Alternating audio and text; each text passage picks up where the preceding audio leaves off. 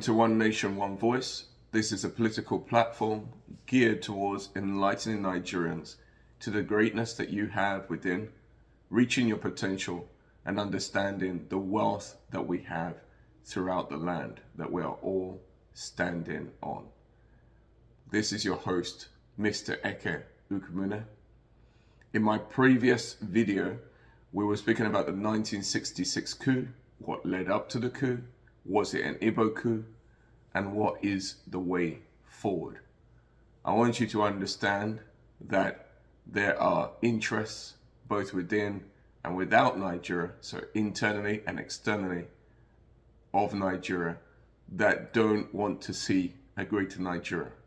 But that's not going to change what God has spoken and the message that he has spoken, that Nigeria will be an economic superpower. And even amongst our diversity, we will find unity. So I just wanted to say quickly that the next video, which is part 2 of that video, may have an abrupt beginning. So I just want you to know that it is the continuation. So if it seems like abrupt, it is the continuation of the first video.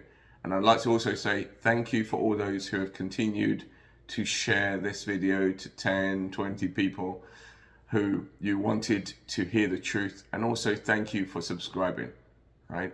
I'll also say, please continue to subscribe for those who are watching, and also share the videos that come up on this platform. I will endeavor to make them as consistent as possible. So again, thank you all Nigerians. God bless you all, wherever you are, whether you're in a diaspora or you're in Nigeria. God bless you Nigerians, and God bless the land that he has given us, which is equivalent to the land of milk and honey. God bless you all. The British were very much interested in that time, coming into the Civil War, very much interested in Harold Wilson. They're just interested in resource control. Go and see who is drilling in Delta. Who's the ones drilling in Delta? Who's the ones causing cancer in Delta? Who's the ones who are causing acid rain, right? And it's affecting people's health in Delta. Who are the major companies there? Go and see, it's the Western companies. BP, Shell, probably Chevron, right? Those are the ones that have the monopoly on the drilling of oil there. So I don't want to get too much into that because we've got so much to talk about in terms of Nigeria, economy, where we are, you know, economically. But I want to stick to this. So that was the coup. Now, there were some officers of Northern region, right, who were planning a coup. And they called it like, what, the rematch. And that was supposed to happen, and it did happen midnight, July 28th, or July 29th. Some people say July 29th because it was midnight, but July 28th of 1966. We know that it was led by Lieutenant at the time, Lieutenant Murtala Muhammad, but there were other officers that also later became presidents. Abacha was also there. Buhari was also there. And we could go on and on and on, right? If you are victorious, you will not be tried for treason. And if you're not, you will be tried for treason. But that's not the way it's meant to be. Law is law. Treason is treason. There's a punishment. Nevertheless, we know that in that coup, Agaya Ironsi was killed, and his deputy, Fajuyi, my apologies, was a man of Yoruba, an officer of Yoruba descent, was also killed, right?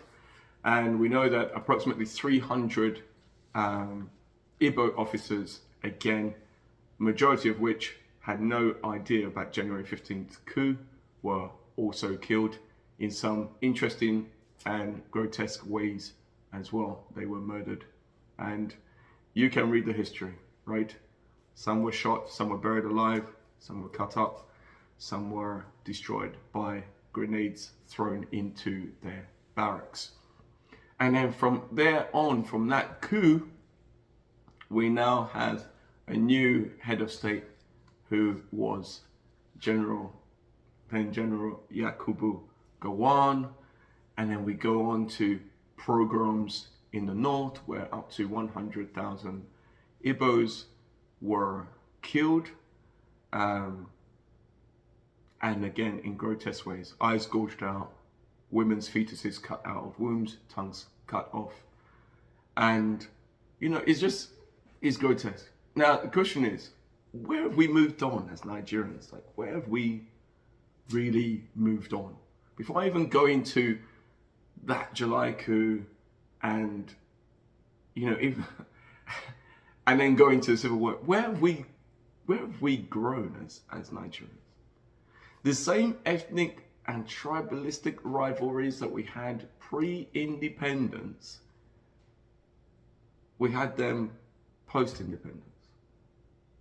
The same rivalries and ethnic, issues that we had in 1966, 1970, after the Civil War, we still have them now. So where as a people have we progressed? Because it seems by and large that we have digressed. We are not going forward, it seems. It seems that we are walking backwards.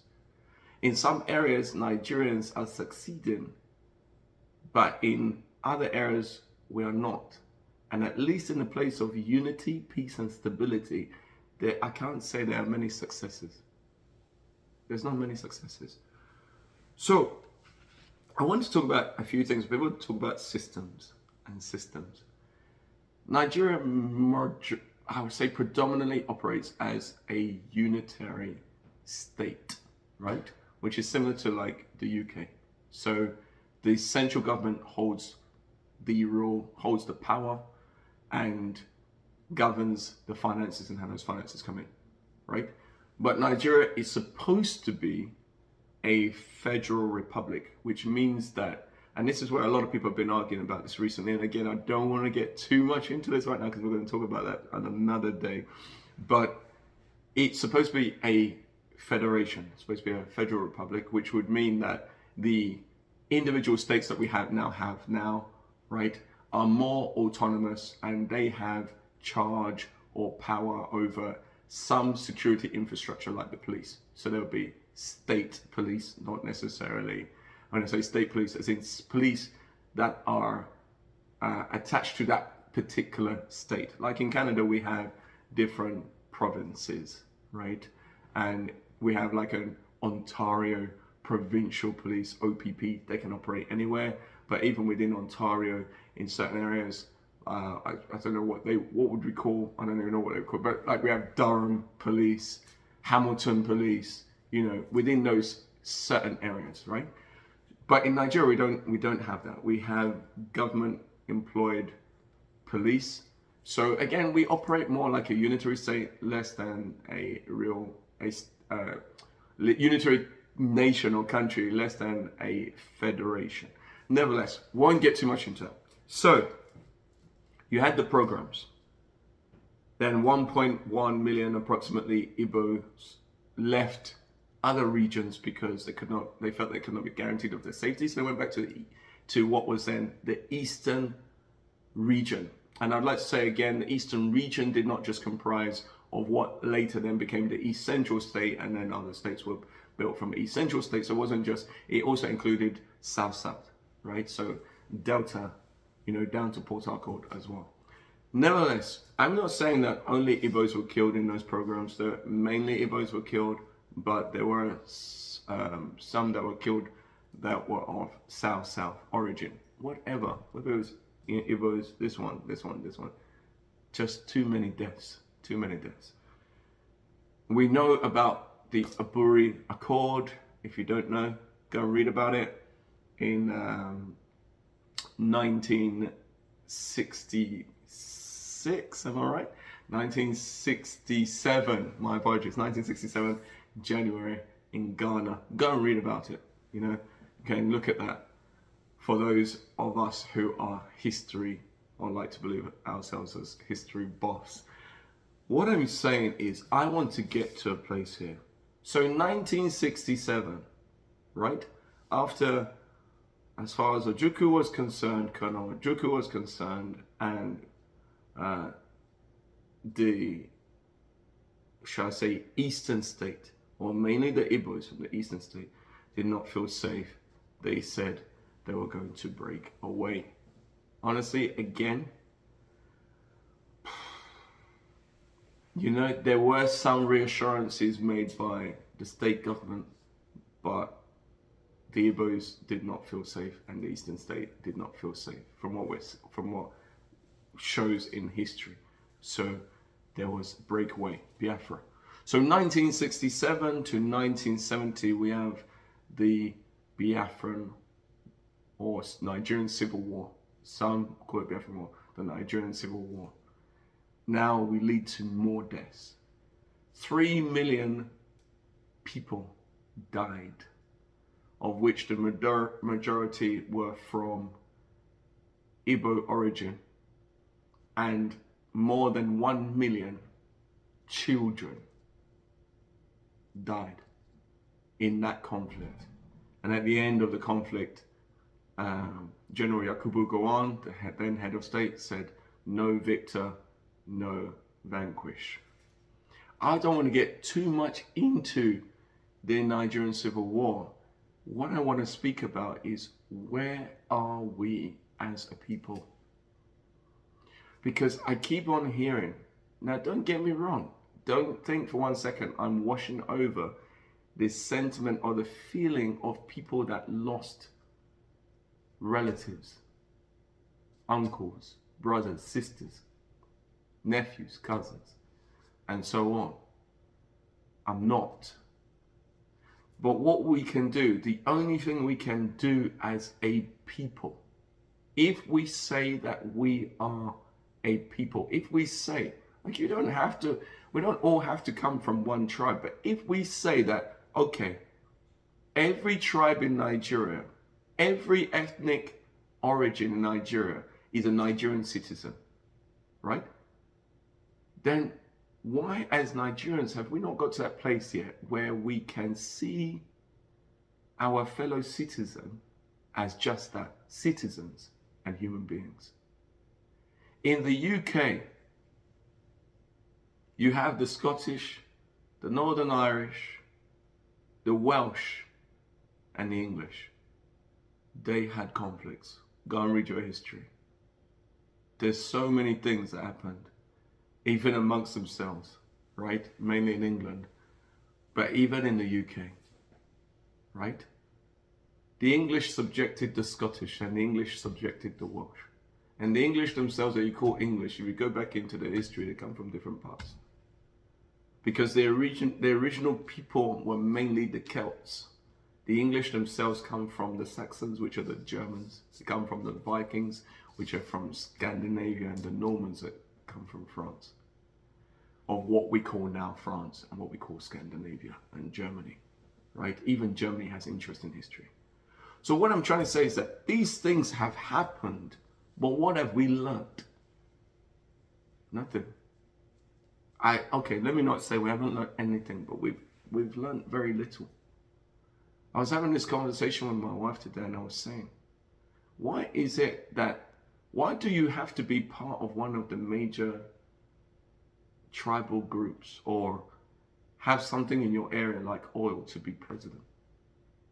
Why? I want to see a day when somebody will be president who comes from one of the smallest, not even one of the smallest ethnic group. As smallest is in population number, not smallest is in attributes. Smallest in population number become president. Why haven't we got to that place where we can see people? I have, but I'm speaking to many Nigerians, not all Nigerians, by the way. Oh, there's many patriotic Nigerians in every part of the country. And again, for those who have come across our page and come across One Nation, One Voice, I thank you for your support. And those that will come across I Listen, I thank you for your support. I will continue to say, I can take a bullet from someone in the north, and they can take a bullet from me. You know, and you know what I'm trying to say is, because there is good people everywhere. There's people of light everywhere, not just everywhere in this world. And there's also people of darkness. There's people that go after their own things, go after politics, go after power, for reputation, for power, for money. That's why when I look at it, I'm like, you know, you hear people in different parts of the country say, most of the leaders, the heads of states, yes, they've been from what we would call, or what people call the northern, if you call Nigeria north and south, from northern origin. But what have they done for the people though? What have they done for the masses that are in the northern region, in the northern side of Nigeria? They haven't done anything. What are you talking about? They haven't done They haven't done nothing. They've done nothing. And I still see, and that's the same thing. That's why I want to say that we have to, as a people in Nigeria, as a masses, we must make a distinguishing between the elite. You know, we mentioned it in the other podcast. They come together, the elite come together and chop. Right now, you hear about Naira's gone up. I don't want to make it in this video. We'll do another video, another podcast. But Naira is now over 1,000. There's protests. There were protests in Minna. People have been arrested, even a 57-year-old. Tell me why you're arrested a 57-year-old. Anyway, we can't get into that. There's so many things going on in Nigeria. But I will continue to say, a divided house cannot stand. It will fall. It will fall. So now the question is, these things have happened. And since then, there has been a distrust. The Igbos say that they are marginalized. In some senses, maybe in regards to politics, they are marginalized in regards to politics, because we have not had an Igbo, there's not been an Igbo president since Eke Ukoumunne, right? So there hasn't been an Igbo head of state, right, since Eke Ukoumunne. Is there distrust? And this is where, you know, you who are watching it, you just have to be honest with yourself. Is there distrust? Maybe somewhere in your hearts you feel that if the Igbo man gets there, there's going to be a breakaway of the nation. Well, honestly, as I've said before, Nnamdi Kanu was not the first to want secession. Ojukwu was not the first to want secession. There's been talks of secession. In the Midwest, there was talks of secession. In the West, there's been talks of secession. And now, in parts of Delta, there was talks of secession. And at points in time, in the northern region, right, before January 1966, there were talks of secession. And where does secession come from? From the fact that the people do not believe that they can live with another people. I'm sorry, I don't have that issue. I'm sorry, I do not have that issue at all. At all. I don't think that way. I don't have that mentality. Because it doesn't mean anything to me. I said this before. In what people determine the North, or people determine the South, or the East, or the South-South, or the West, or the Midwest, or in the Middle Belt, there are people that just want to send their children to school. They just want 24-hour electricity. They just want running water. They just want good roads. They just want jobs, employment. You already know I'm a believer. I just spoke in tongues. So it came from my spirit. They just want these basic things, basic amenities, which honestly, they deserve it and they should have it in a land that is so rich, such as Nigeria. They should have it. And you cannot tell me, for those of you that are watching, you cannot tell me that such things only belong to a certain region or a certain tribe in this country. No, it belongs to every Nigerian citizen. So I wanted to touch on the history because I want that elephant out of the room. We need to move on. We need to get on. We need to be unhappy with the soldiers, with the officers and the politicians that were killed in the January 15, 1966 coup. We need to be unhappy with the unrest that was in the West, in the Western region, and the many people that were killed in that region before 1966. We need to be unhappy with the way that the protesters of the El Zazaki movement were killed when they weren't even carrying weapons. We need to be unhappy with that. We need to be unhappy with the fact that there are 2.8 million children going without education in the northeast of the country, and there are people being killed, raped and pillaged in that side of the country. We need to be unhappy with that. We need to be unhappy with the killings between the husband and the farmers. We need to be unhappy with deaths. We need to be unhappy with the fact that innocent blood at times, many a times, has been poured on the land of Nigeria. We need to be unhappy with the fact that 3 million died in the Civil War and 100,000 were killed in pogroms. We need to be unhappy with that. If you as a Nigerian are watching this video and you are happy that people are dying, being killed for unjustifiable reasons, then maybe you don't need to be a Nigerian citizen. I said that. Maybe we need to go and build you a man-made island, and you can go and live there. That's where you can go and make japa too. But for every other peace-loving Nigerian who believes in light and wants to walk with their fellow citizens and wants Nigeria to progress and to become a great nation, right? I am with you. Wherever you are in Nigeria, I stand with you. I stand with you. Whatever tribe, whatever ethnic group, whatever state you're from, you and I, we are brothers.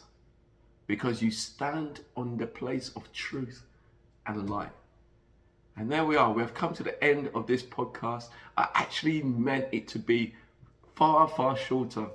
But, you know, I just wanted to get this elephant out of the room. We have to, as a people, we must move on. Different countries and nations, whatever you like to call them, have gone through internal struggles, civil wars. I said Germany. Go and read about German history. They were just like vassal states. They were just individual states before they became Germany. Don't even watch that. They fought against each other. But look at Germany now. Okay, you will say they have one language. Okay, what about India? The British brought India together. India comprised of India, Pakistan and Bangladesh. When in 1947, India got their independence, Pakistan moved off and Bangladesh moved off. But in India, you got over 250 different languages, different ethnic groups. Some are lighter, some are darker in the south, whatever. Different languages, different religions.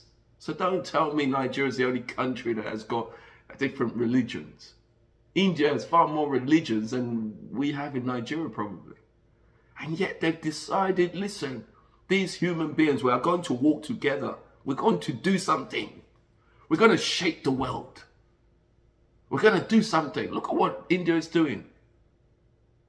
Honestly, for Nigerians that your mentality is still backward, you need to wake up quickly. You need to wake up very, very quickly. We are not competing. Tribes are not competing. Ethnic groups are not competing. Nigeria is competing on the world stage. Where Nigeria is, we are not meant to be. We are not meant to be. We are supposed to be, do you know that Nigeria is supposed to be an economic superpower? How can you have all those resources in the land? And I'm going to talk about it in the next podcast. How can you have so many resources and be where you are? Some consider Israel to be the most blessed nation. Maybe it is, but in regards to resources, Nigeria is the most blessed. I don't think there's another land mass that has as many resources. And don't tell me that you think that it was by coincidence that Nigeria is where it is. No. It's not coincidence. Africa is laden with resources in every country, but Nigeria has more resources than all the other countries. You think that's a coincidence? It's not a coincidence. It's not a coincidence that you're a Nigerian citizen. It's not a coincidence. You can look at your cup as half full or half empty. Those who have a backward mentality will always look at its Nigeria as a cup that is half empty. Those who have a mentality that can drive Nigeria forward will look at Nigeria as a cup that is half full. Nigeria is so rich. Go and look at Brunei. Go and see what they are doing in Brunei. Should it not be happening in Nigeria? Anyway, that is for another podcast. I've kept you long enough, maybe. But like I said, subscribe, like, share, post your questions. I will endeavor to answer them. Post your comments. Thank you for bearing me for this period of time. Yeah, I love you all. Honestly, I mean that. I love Nigeria. I love the Nigerian people. I totally forgot what we put on Facebook. Truth for all, love for all, justice for all. I love the Nigerian people. Honestly, you guys you're amazing. Honestly, like, you're amazing. But we need to think straight. We need to shine that eye as well. We are set in what has happened. We cannot, but we have to think about how can we make Nigeria what it needs to be. How can we restructure Nigeria? How should it be? What can we do? How can we develop the country? You know. So from me and One Nation, One Voice, God bless you all in every part of the world that you are, in every part of Nigeria that you are. God bless you all. I love you. You're my fellow Nigerian countrymen. May the Lord continue to push us or help us to be pushed forward. In Jesus' name.